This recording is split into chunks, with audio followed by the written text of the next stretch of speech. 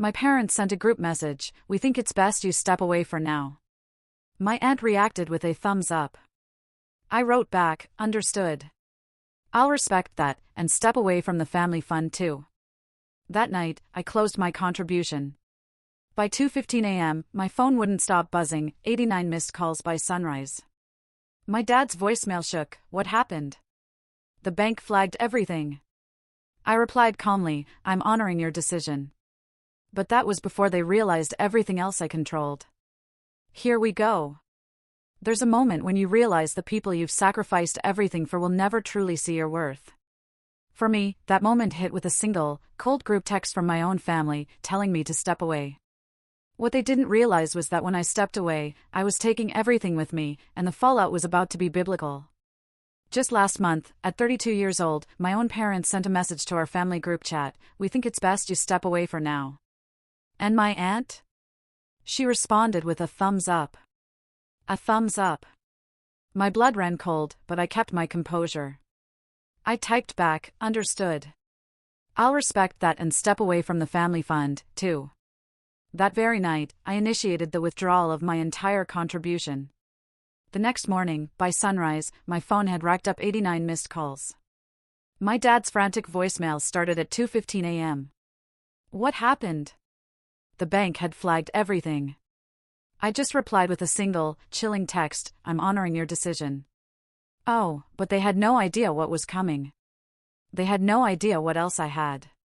See, we weren't just some random family from Boston. We were the Millers. A name that practically vibrated with weight in New England's financial world. Miller Financial Advisors had been my family's legacy for 3 generations, built from nothing by my grandfather during the post-war boom.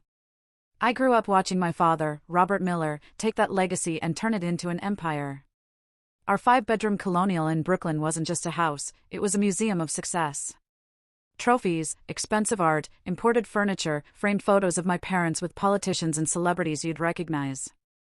My mother, Diana, was the quintessential corporate wife, hosting these lavish dinner parties where million-dollar deals were sealed over her famous apple pie. But from a really young age, I was different. While my cousins were playing with toys, I was completely mesmerized by the stock reports my dad would leave lying around. By 10, I was asking questions about market trends that sometimes, honestly, even he couldn't answer. That sparked an uncomfortable dynamic, a subtle friction that would follow me straight into adulthood. Even after I graduated top of my class from Wharton, double majoring in finance and economics, my family still treated me like the little girl who needed guidance. When I finally joined Miller Financial at 24, my father, Robert, placed me under the supervision of my cousin, Jake. Jake had barely scraped through his business classes at some state college, but my dad, with a condescending pat on my shoulder, told me, "Heather, you need to understand how we do things in the real world. Jake's been here longer." Longer? Try 7 months. Over the next 8 years, I wasn't just working, I was quietly becoming the firm's most valuable asset. My investment strategies weren't just good, they consistently shattered market averages, pulling in 7 to 9% gains when everyone else was popping champagne for a measly 2%. Clients started specifically asking for me. But at board meetings, it was always my father taking credit for my team's performance. Oh, and then there was the family fund. A separate beast, a $12 million pool that everyone chipped into for everything from new ventures to lavish vacation homes. Over the years, my personal contribution had swelled to a whopping $4.2 million, almost 35% of the entire fund. Keep that number in mind. What my family didn't know is that while I was pouring my heart into their business, I was also quietly building my own separate investment portfolio since college. While they were living it up in the Hamptons every summer, I was taking meetings with hungry startup founders and angel investors. They bought their luxury cars, I bought minority stakes in emerging tech companies.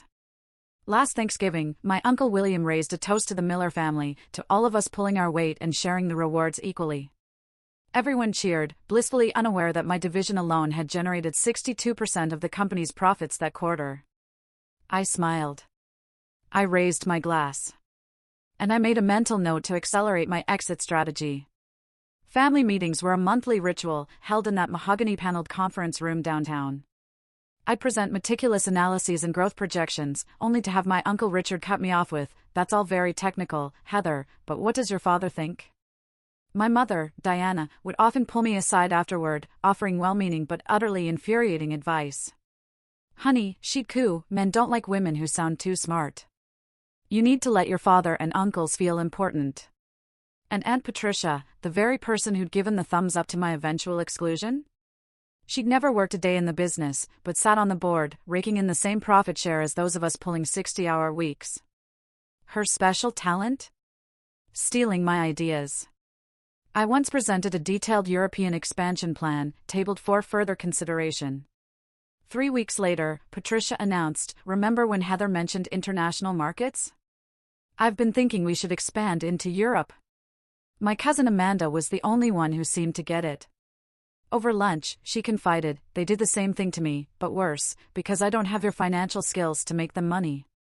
They just want me to marry someone useful." Despite all this, I held on to a sliver of loyalty. I genuinely believed that eventually, my contributions would be recognized. So I kept pouring my talent into growing their wealth, all while quietly, meticulously, building my own safety net. By my 32nd birthday, those personal investments had silently ballooned to an astounding $17 million, a fact I guarded fiercely. I bought a stunning brownstone in Back Bay, not in my name, but under an LLC, and transformed the home office into a tech haven. I hired a small, loyal team, completely separate from the family business, all under strict NDAs. I even secured patents for financial algorithms I'd developed during my hobby time on weekends. I never flaunted it. Drove a modest car, lived well below my means, and showed up at Miller Financial every single day, making money for people who refused to appreciate me. You could call it strategic patience. Some might call it conflict avoidance. Either way, it was all about to change. Big time. The quarterly planning meeting last month started like any other. The whole extended family gathered in our conference room, my father, Robert, at the head of the table. I was ready. I'd prepared a comprehensive presentation on a new investment strategy, something that could boost our high-net-worth clients' returns by 12%. As I handed out my meticulously prepared reports, guess who strolled in 15 minutes late? Jake. Coffee cup in one hand, phone in the other, not a single document. "Sorry I'm late," he announced, sounding anything but. "Just wrapping up a call with the Donovan account." The Donovan account? That was my client. I just asked him to sit in on one preliminary call while I crunched these quarterly projections. My father, beaming, said, "No problem, son. Client relationships always come first. Why don't you tell us how that's going before Heather starts with all her numbers?" Just like that. 20 minutes of my meeting, gone. Jake proceeded to take credit for 6 months of my work with the Donovans, twisting key aspects of my strategy. I sat there, quietly seething, watching my family nod approvingly. When it was finally my turn, I barely got past my second slide before Uncle Richard cleared his throat. "This all seems unnecessarily complicated," he declared, not even trying to hide his dismissal. "Our clients trust the Miller name because we keep things simple and reliable." Aunt Patricia vigorously nodded. "Exactly. All these algorithms and technical strategies just confuse people." I took a deep breath. "Actually," I countered, my voice tight, "our client surveys indicate they're specifically coming to us for more sophisticated approaches. The market has changed, and if we don't adapt, we'll start losing accounts to firms that are embracing these new methodologies." My father tapped his pen, the familiar signal that his patience was wearing thin. "Heather, theory is one thing, but we deal in practical realities here." "This isn't theory." I shot back, struggling to keep my voice even. "I've already implemented this approach with the Westfield portfolio as a test case. They've seen a 14% return in just 1 quarter. There was a moment of stunned silence. Then, my father's cold response, "You implemented this without authorization? That's not how we do things here." Heat flooded my cheeks. "I discussed it with you last month.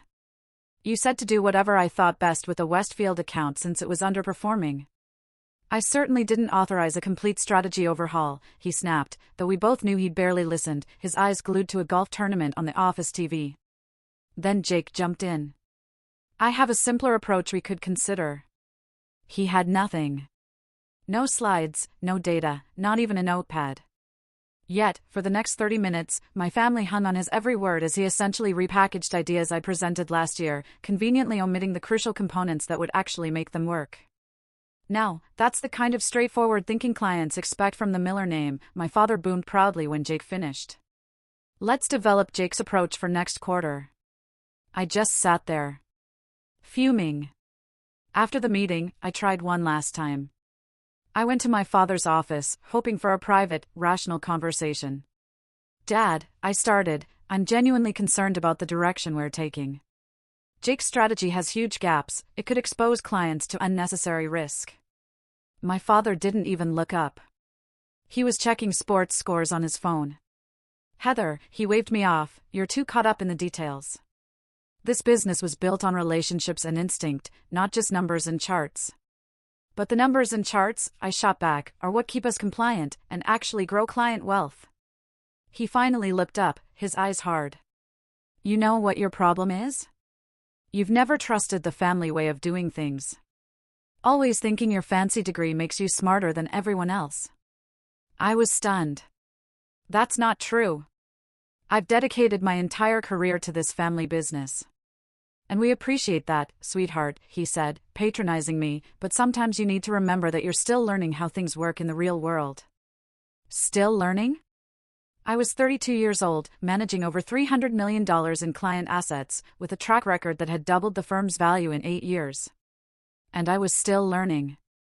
As I left his office, I overheard Aunt Patricia in the break room, complaining to my uncle. Heather's presentations give me a headache, she whined. All those charts and big words, like she's trying to make the rest of us feel stupid. Robert needs to rein her in. My uncle agreed, the girl doesn't understand our culture. Never has. I quietly stepped away, a cold, hard realization settling deep in my stomach. I went back to my office, closed the door, and just sat there in silence. For the first time, I truly let myself accept what a part of me had always known, I would never be fully respected in my family business. No matter what I contributed. That evening, instead of joining them for our usual post-meeting dinner, I went straight home to my brownstone. I began reviewing all my personal affairs. Every independent business dealing, separated from family assets. Every patent, every piece of intellectual property, securely in my name alone. Every client contract, confirming which relationships were legally tied to me personally, not the firm. I wasn't planning anything specific yet, not consciously. But something had fundamentally shifted inside me, and I knew, with absolute certainty, I needed to be prepared. The next week was a barrage of microaggressions and blatant dismissals. In a client meeting, my father actually interrupted me, explaining my tax strategy to the client in simpler terms, completely butchering my advice. At a staff training session, Jake proudly presented my risk assessment model as his own brainchild. Aunt Patricia accidentally left me off the email chain for a crucial family business discussion. Then, the final straw. I arrived early Tuesday, ready for a meeting with our largest client, only to find it had been moved up, and was already in progress. Through the glass walls of the conference room, I saw them, my father, Jake, and 2 other family members, sitting with clients I'd worked with for years.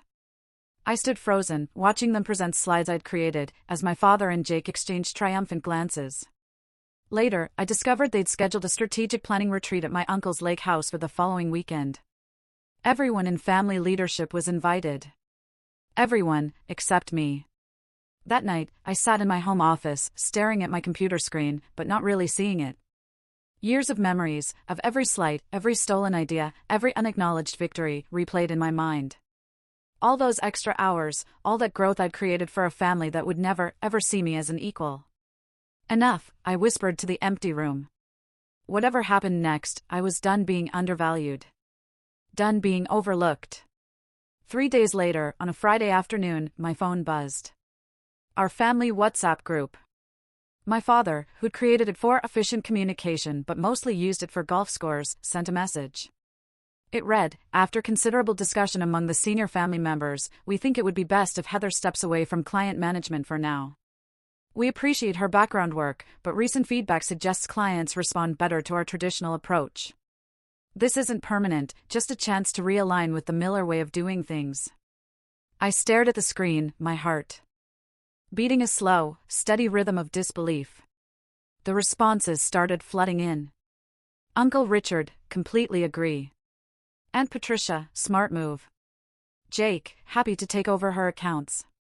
My mother, we only want what's best for everyone. Other cousins chimed in with their affirmations. No one objected. No one even asked what client feedback they were referring to, which was particularly telling since I managed our client satisfaction surveys and knew our numbers were stellar. It was a cold, calculated betrayal, delivered with the convenience of a group text. An odd, unsettling calm settled over me as I watched their responses flood in. After all those years, all the revenue I'd generated, all the growth I'd created for them, this was it. A group text, removing me from my role, without even the common decency of a phone call. I waited exactly 17 minutes. In that time, several more supportive messages appeared from various family members, some who had even pretended to be on my side in past office disagreements. Then, I typed. Understood. I'll respect that decision and step away from the family fund, too. Wishing everyone continued success. Short. Professional. And containing a bombshell they were completely oblivious to. I put my phone on silent, face down on my desk. Then, I opened my laptop and logged into the banking portal for our family fund. As a major contributor and one of the fund administrators, I had full, unfettered access. The process was shockingly simple. Just a few clicks to initiate the withdrawal of my entire contribution, for $0.2 million, plus the additional $1.7 million in growth attributable to my investments within the fund. The system asked, "Are you sure?" Oh, I was sure. Then, I sent a formal email to our family attorney, documenting my withdrawal, citing the exact section of our family agreement that allowed major contributors to exit with proper notice. I blind copied myself to a separate email account for my records. The family fund always operated with a 50% liquidity requirement, meaning my withdrawal wouldn't bounce. But it would immediately, catastrophically, alter the fund structure and capacity. Our banking alerts were set to notify all administrators of any transaction over $50,000. I was counting on the fact that on a Friday evening, most of my family would be too busy enjoying themselves to check their notifications. With that done, I emailed my private team, informing them of upcoming changes and setting a meeting for Monday morning. Next, I went to my home safe and retrieved all the key documents I'd meticulously organized over the years, copies of patents, client contracts with my personal service clauses, documentation of my independent business entities, and proof of which investment strategies were legally mine, not the firm's. I made myself a cup of tea and sat in my living room, watching the Boston skyline as dusk settled. A part of me felt a twinge of sadness, a pang for the bridge I was burning. These were, after all, the people I'd grown up with, worked alongside, tried to please my entire life. But a stronger, more powerful part of me felt something else entirely. Liberation. The relentless need to prove myself, to swallow slights, to watch less qualified people take credit for my work. It was over. Whatever happened next, I would no longer be the overlooked daughter trying to earn a seat at a table that had been designed to exclude me. My phone started buzzing around 7:03 p.m. I glanced at it, a flurry of WhatsApp notifications and texts. I didn't read them. Instead, I turned on a movie I'd been wanting to watch, ordered my favorite takeout, and gave myself permission to truly enjoy my Friday evening. At precisely 10:47 p.m., my father's specific ringtone cut through the quiet. I let it go to voicemail. He called again. And again. On the fourth call, I turned my phone off completely. I slept surprisingly well that night. When I turned my phone back on at 7 a.m. Saturday morning, I had to wait several minutes for all the notifications to finish loading. 64 missed calls, 127 text messages, 43 WhatsApp messages, 17 voicemails. I poured myself coffee before listening to a single one. The first, from 10:48 p.m., was my dad. "Heather, it's Dad. Call me immediately about this fund transfer. There must be some mistake." The second, 11:10 p.m., "Heather, this is completely unacceptable. Whatever point you're trying to make, this isn't the way. Call me back now." The messages grew increasingly frantic. By the 2:15 a.m. voicemail, his voice had lost its anger, replaced by naked panic. "What happened? The bank has flagged everything. The fund is completely frozen due to suspicious activity. You need to call me back right now." The most recent, from 6:30 a.m., was chillingly different. His voice was quieter, holding a tone I'd rarely, if ever, heard from him, uncertainty. Heather, I don't understand what's happening. Whatever we did to upset you, this seems extreme. The entire family fund is locked down. The bank needs your verification to unfreeze the account since you initiated the transaction. Please call me back. Please. I finished my coffee, took a long shower, and dressed in my favorite outfit, a sharp, tailored blue suit that always made me feel powerful. Only then did I send a single text message back to my father: I'm honoring your decision. You asked me to step away, and I have. I've withdrawn my personal contribution as allowed under Section 7.3 of the Family Fund Agreement. The bank freeze is standard procedure for large transactions and will resolve once they complete their verification process. I've already submitted my documentation to them. Within seconds, my phone rang. I declined the call. Then I sent one more text: I'll be available to discuss this on Monday at 9 a.m. at my home office. The address has been emailed to you. With a deep breath, I turned off all notifications.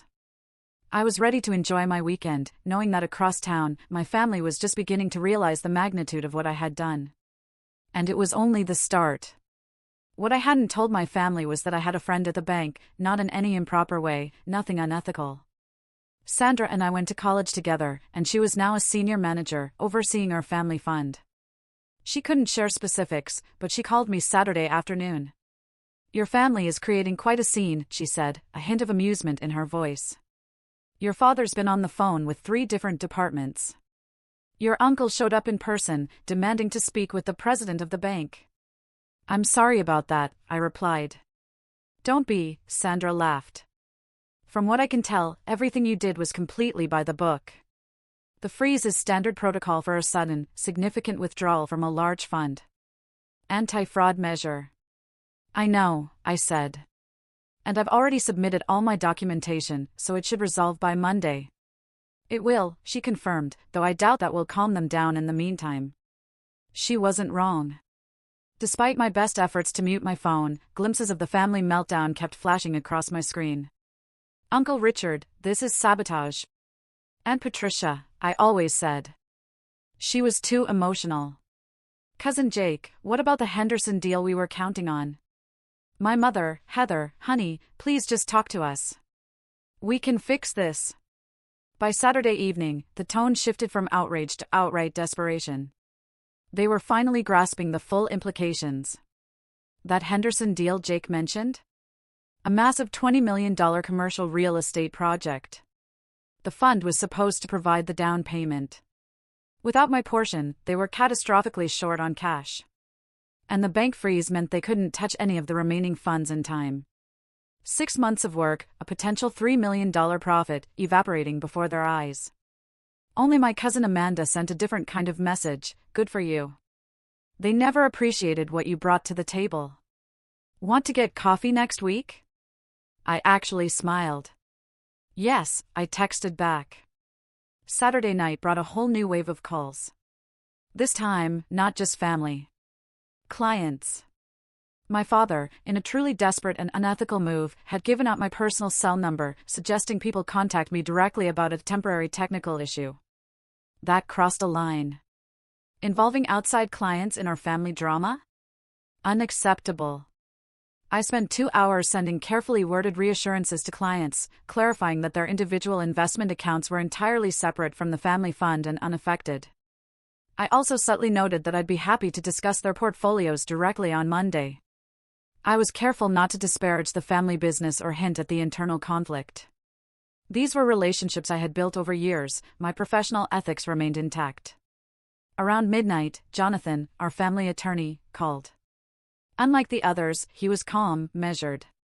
Heather, I've reviewed your withdrawal documentation. Everything appears to be in order legally. However, the timing and manner of this action have created significant challenges for the family operations. I understand that, I replied, but as you've confirmed, I've acted within my rights. He paused. Your father has asked me to propose an immediate restoration of the funds, with a renegotiated leadership role for you within the company. I appreciate the offer, I said, firm, but I'm not making any decisions right now. I'm happy to discuss options on Monday morning. Another pause. He's also mentioned the possibility of legal action regarding intellectual property and client relationships. This was my turn to pause. A weak threat, and Jonathan knew it. All my patents and proprietary strategies are registered in my name personally, not the company's.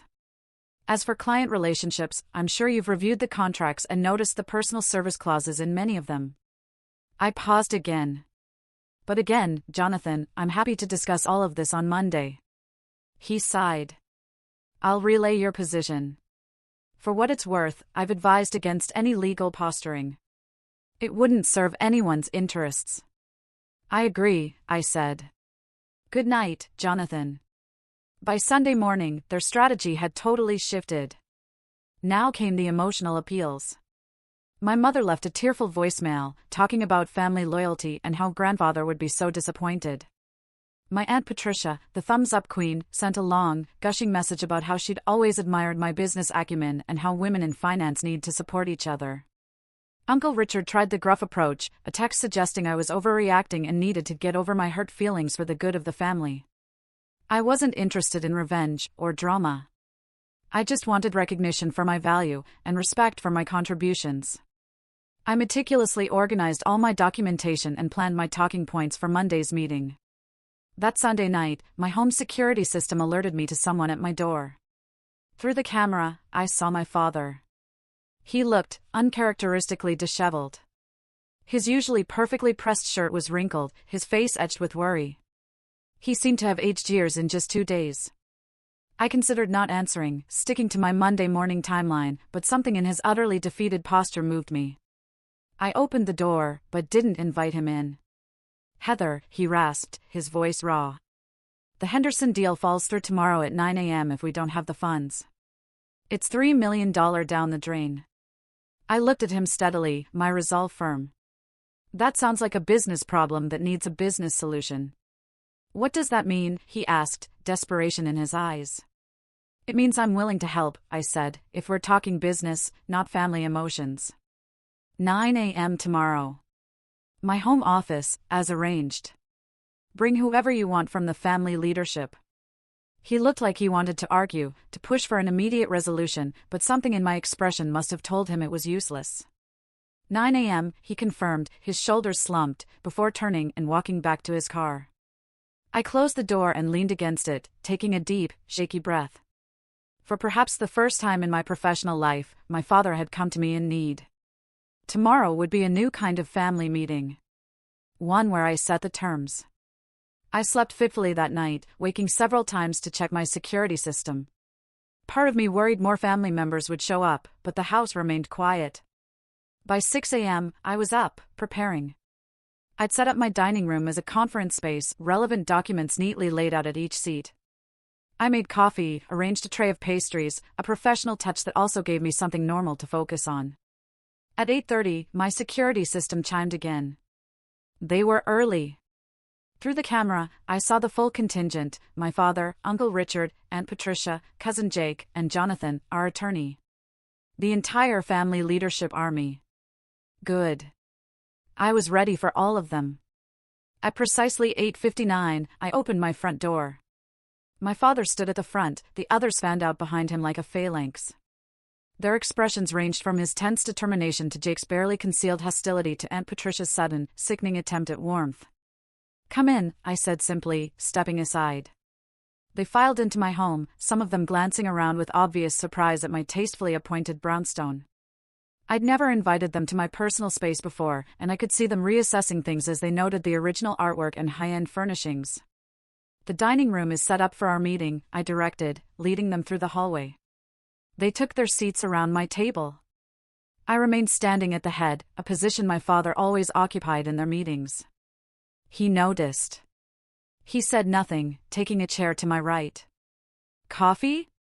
I offered, maintaining a perfectly professional demeanor. A few mumbled acceptances, and I calmly poured cups before taking my place at the head of the table. The silence stretched, thick with unspoken tension. Finally, my father cleared his throat. Heather, we're here to resolve this situation quickly. The Henderson deal. I raised my hand. The same gesture he'd used to cut me off countless times. Before we discuss any specific deals, we need to address the larger situation.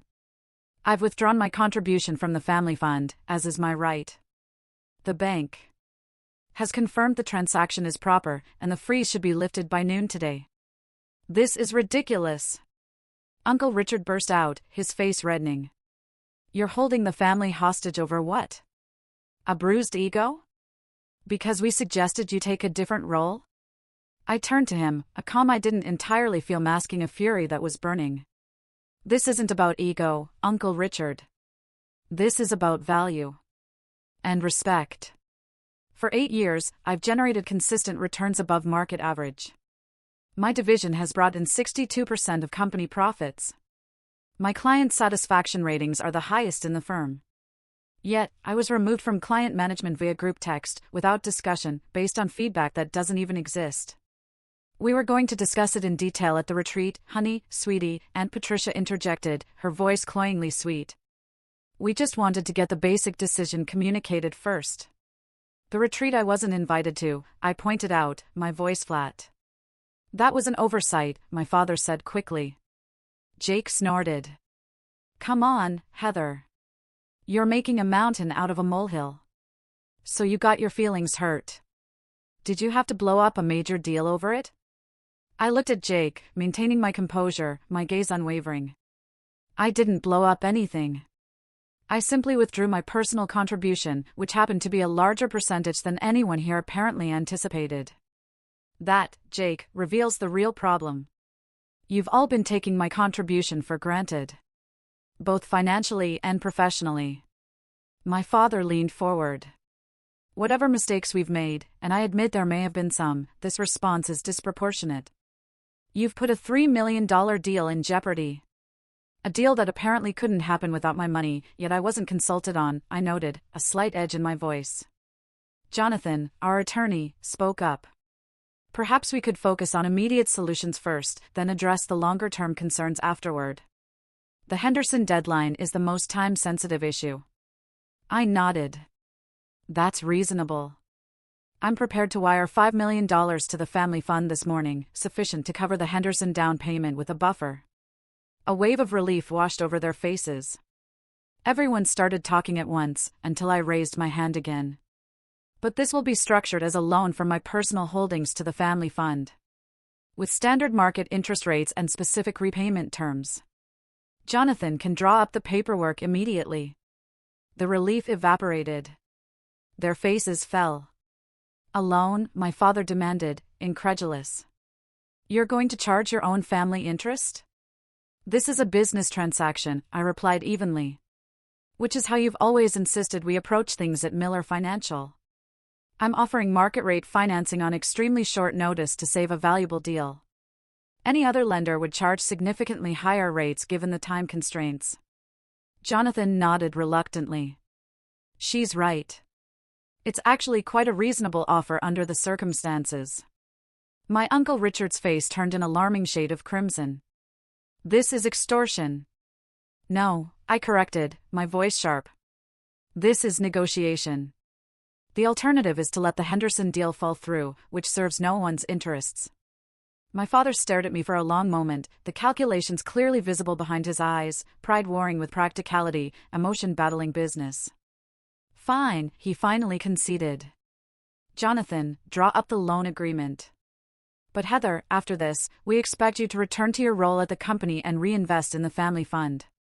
We can discuss a more appropriate leadership position for you. I shook my head slowly. That's not on the table today. The loan for the Henderson deal is a separate matter. My future involvement with Miller Financial and the family fund will require a completely new agreement. Aunt Patricia leaned towards me, her voice dripping with what she likely thought was sympathy. Heather, dear, I understand you're upset. We all say and do things in the heat of the moment, but we're family. Yes, we are, I agreed, my gaze unblinking. And families should treat each other with respect. The group message asking me to step away made it abundantly clear how much my contributions are truly valued. That was poorly handled, my father admitted, running a hand through his hair. I take responsibility for that. But surely we can move past a single communication mistake? It wasn't a mistake, I said quietly, firmly. It was a symptom of a pattern that's existed for years. My ideas are dismissed until someone else presents them. My achievements are attributed to team effort while others are celebrated individually. My professional judgment is questioned despite consistent, undeniable results. I have poured myself into this family, into this business, and in return, I've been treated as an afterthought. That ends today. The room fell silent, the full, raw impact of my words sinking in. For the first time, I wasn't backing down. I wasn't smoothing things over. I wasn't accepting a pat on the head and a hollow promise to do better next time. Finally, Jake broke the silence with a dismissive, arrogant laugh. This is all very dramatic, Heather, but let's be realistic. You need the Miller name and connections as much as we need your numbers.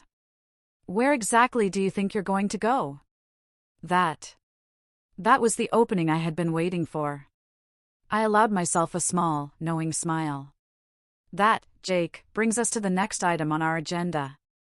I pressed a button on a small remote, and the large television on the dining room wall sprang to life with a sleek presentation. The first slide displayed a logo I'd designed myself, Heather Miller Capital Management. I've been operating my own investment firm as a separate entity for the past 4 years, I explained, advancing to the next slide, which showed impressive growth charts. My personal clients have enjoyed average returns of 17% compared to the 9% at Miller Financial. The expressions around the table were priceless, pure shock, mingled with a satisfaction I tried hard to conceal. That's not possible, my father stammered, his face pale. You've been working full-time at our firm. When would you have had time to run another business? Evenings, weekends, the vacation days I never took, I replied calmly.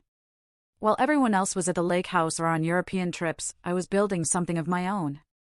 Uncle Richard's face had moved from crimson to an alarming shade of purple. This is a violation of your employment contract.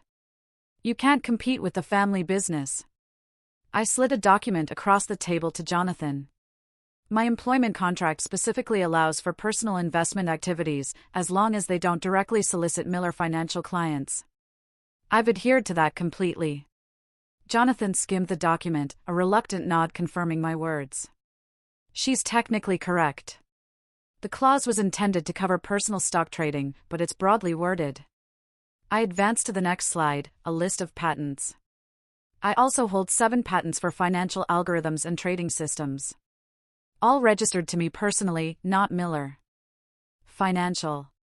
Those were developed while you worked for us, my father argued, though uncertainty had crept into his voice. They were developed on my own time, using my own resources, I corrected. I've maintained meticulous documentation to establish that these patents are legally mine. The next slide showcased a client list, a modest but undeniably impressive collection of names, none of whom were current Miller Financial clients. I've built relationships with 27 high-net-worth clients, completely separate from our family business, I continued. Their combined assets under my management total just over $400 million. Jake let out a low whistle, unable to help himself. Furthermore, I said, moving to another slide, 17 current Miller Financial clients have personal service agreements with me specifically. I handed copies of these contracts to Jonathan. These agreements include clauses stating that if I leave the firm, they have the option to transfer their accounts to follow me. Jonathan reviewed the documents, his concern growing. These are standard personal service provisions. Many high-end clients insist on them to ensure continuity with their preferred advisor. My father looked utterly stricken. How many of our clients have these agreements? Clients representing approximately $230 million in assets, I replied evenly. The room fell silent once more, a suffocating silence as everyone processed the implications. Not only had I built a hugely successful separate business, but I could potentially decimate a significant portion of Miller Financial's client base if I chose to leave. When did you plan all this? Aunt Patricia demanded, her false warmth completely gone now, replaced by raw accusation. I didn't plan it as a strategy against the family, I said honestly. I started building my separate business because I realized years ago that no matter what I contributed, I would never be fully respected at Miller Financial. It was self-preservation, not sabotage. I advanced to one final slide, a stark comparison between Miller Financial's performance and my own firm's results over the past 4 years. The difference was staggering. I'm not sharing this to hurt anyone, I said, softening my tone slightly. I'm sharing it to demonstrate that I've earned the right to be taken seriously. I'm not asking for special treatment. I'm asking for the recognition my results deserve. My father stared at the screen, then slowly, hesitantly, looked back at me. For the very first time in my professional life, I saw something new in his eyes, respect, tinged with a deep, heavy regret. "What do you want, Heather?" he asked quietly. "First," I replied, "we complete the loan agreement for the Henderson deal to address the immediate need. Second, I take a 1-month leave of absence from Miller Financial to give everyone time to consider next steps. Third, we reconvene in 30 days to discuss either my return under completely new terms or my formal departure and the transition of my clients." I looked around the table, meeting each of their stunned gazes. "Those are my non-negotiable terms." Jonathan spoke up, breaking the heavy silence. "From a legal perspective, these are reasonable requests given the circumstances. I would advise accepting them." Uncle Richard looked like he wanted to argue, to rage, but my father raised a hand, a gesture I had seen countless times in family meetings, but never, ever, directed at one of them. "Jonathan will draw up the loan agreement immediately and will formalize your leave of absence today." Jake started to protest, but my father cut him off. "Enough, Jake. The situation has changed, and we need to adapt." As Jonathan began drafting the loan document on his laptop, an uncomfortable silence settled over the room.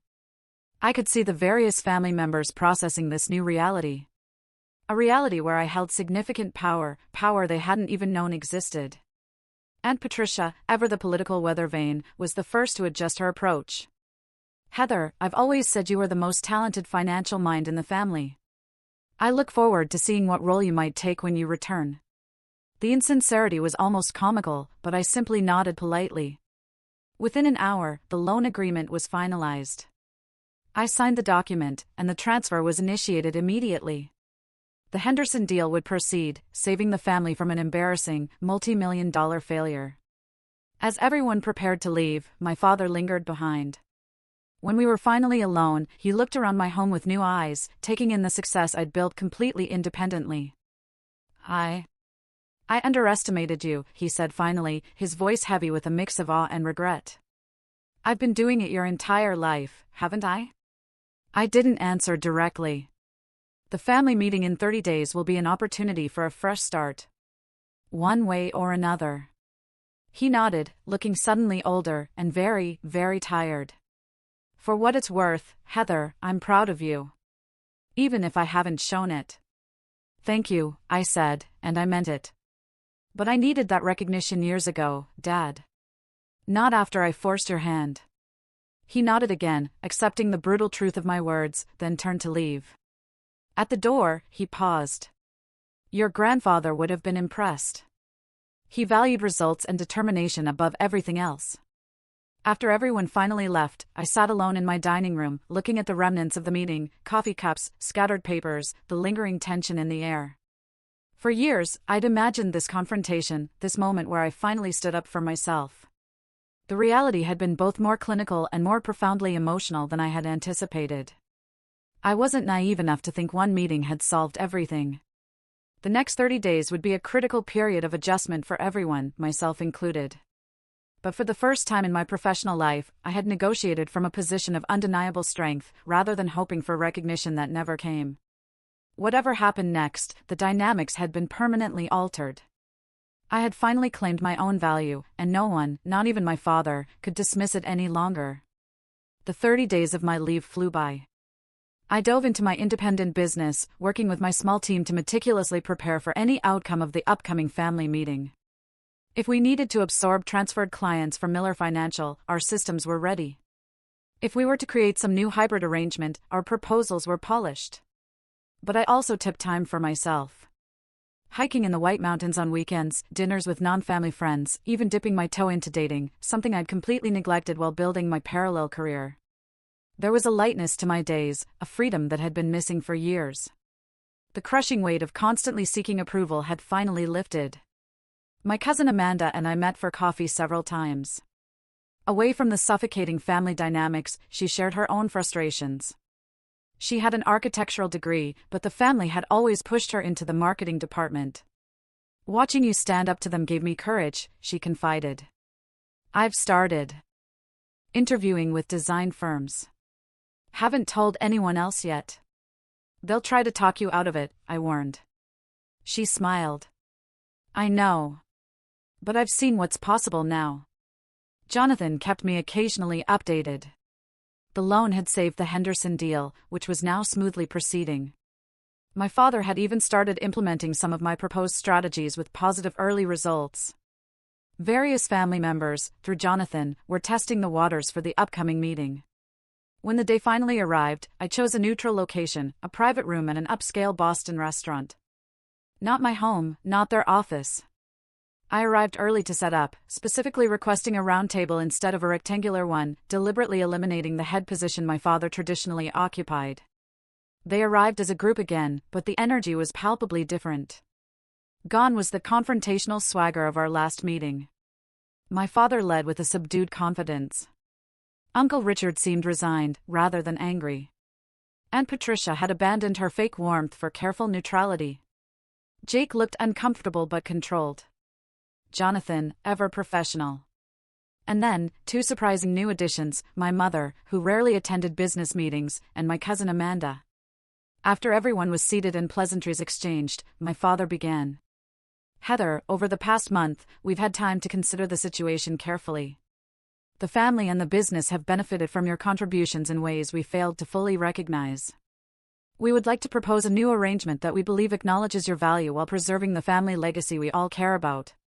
He nodded to Jonathan, who distributed folders around the table. We're proposing a restructuring of Miller Financial, my father continued. The creation of a new division, Miller Capital Management, with you as president and CEO. This division, he explained, would have full autonomy over investment strategies and client relationships, with its own profit-sharing structure, entirely separate from the traditional family pool. I opened the folder, reviewing the proposal as he spoke. The terms were, frankly, surprisingly favorable: a significant ownership stake, complete decision-making authority, compensation directly tied to performance. Additionally, my father added, we're proposing changes to the family fund structure. Each contributor would have proportional voting rights based on their investment, rather than the current system where all family members have equal say regardless of contribution. This was a major concession, a direct acknowledgement of the power imbalance. What about my existing independent business? I asked. We're proposing a merger, Jonathan explained. Your clients and patents would be incorporated into the new division, with specific protections for your intellectual property rights. All client service agreements would remain intact, with you as the primary advisor. I considered the proposal carefully, specifically thinking about leadership succession. The same issues could arise again. My father seemed to anticipate my thought. The restructuring includes a merit-based succession plan for all divisions. Leadership positions will be determined by performance metrics and client outcomes, not seniority or family politics. It was a comprehensive proposal, addressing most of my core concerns. The family had clearly done serious, uncomfortable work during my absence. I'll need time to review the details, I said. Of course, my father agreed. We're not expecting an immediate decision. Uncle Richard, who had been uncharacteristically quiet, spoke up. I want to acknowledge something, Heather. I've been dismissive of your approaches because they weren't how we've traditionally done things. The results speak for themselves, and I was wrong to resist change that clearly benefits our clients. Coming from my uncle, this was the equivalent of moving mountains. Aunt Patricia added, the family business needs to evolve. Your generation brings perspectives we need to embrace, not resist. Jake shifted uncomfortably before adding, I've learned a lot reviewing your client strategies over the past month. There's a depth to your approach that I hadn't fully appreciated. These admissions, while clearly difficult for them, demonstrated a profound shift in the family dynamic. My mother reached across the table and squeezed my hand briefly, a simple gesture of support that meant more than she probably realized. I appreciate everyone's willingness to reconsider our working relationship, I said carefully. I'll review the proposal and respond within a week. As the meeting concluded, Amanda caught my eye, a small smile of encouragement passing between us. Whatever I decided, I knew I had at least one family member who truly understood what this moment meant. The days that followed were a whirlwind of careful analysis with my team and independent legal counsel. We negotiated specific terms, clarified authority boundaries, and hammered out the integration of my existing business. In the end, I accepted a modified version of the family's proposal. The new division, Miller Capital Management, was officially established. My independent business was merged in, and I took on a leadership role that, for the first time, truly reflected my contributions. My personal investments returned to the family fund, but under the new, equitable voting structure, ensuring my voice would be proportional to my contribution. The transition wasn't perfect, of course. Old habits die hard. My father still instinctively tried to override decisions sometimes. Jake occasionally took credit in client meetings, and Patricia still made subtle, undermining comments. But now, crucial structures were in place to address these issues. And, more importantly, I had irrevocably proven my willingness to walk away if necessary. Over the following year, Miller Capital Management didn't just perform, it soared, consistently outperforming every other division of the family business. New clients were drawn to our innovative approaches, and existing clients reaped the benefits of truly enhanced returns. My cousin Amanda, inspired by our conversations, eventually left to pursue her architectural passion, with my full support and a small investment from me in her new design firm. The family dynamic shifted, slowly but surely. My father and I developed a new relationship, one built on mutual professional respect, rather than the stifling parent-child dynamic that had undermined us for years. Some family members adapted better than others, but all eventually recognized that the business was stronger, more resilient, for the profound changes we had implemented. One evening, nearly a year after that fateful group text, my father said something unexpected while we were reviewing quarterly results. "I've been thinking about your grandfather lately," he mused.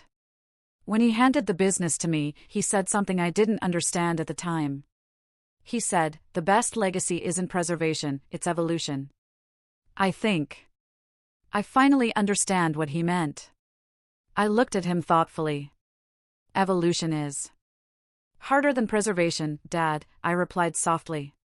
It requires admitting that the original form might not be perfect. He nodded, a hint of vulnerability in his eyes. Pride makes that difficult. I was so focused on maintaining what he built that I resisted changes that would have made it better. He even managed a slight smile. Even when those changes came from the person most committed to its success. It's never too late to evolve, I said. The journey from being undervalued to being respected hadn't come easily. It had required me to build leverage, to be willing to walk away, and ultimately, to force a confrontation I would have preferred to avoid. But the outcome wasn't just better for me. It was better for the entire family, and the business we had all dedicated ourselves to. The most valuable lesson wasn't about finance or business strategy at all. It was simpler, more universal. Respect isn't given freely. It must sometimes be claimed. And worth isn't determined by others' recognition of it, but by your own unwavering knowledge of your value, and your willingness to stand firm in that knowledge. Have you ever had to take a dramatic stand to make people recognize your value? I'd love to hear your stories in the comments below. Thanks for watching. Take care, and good luck.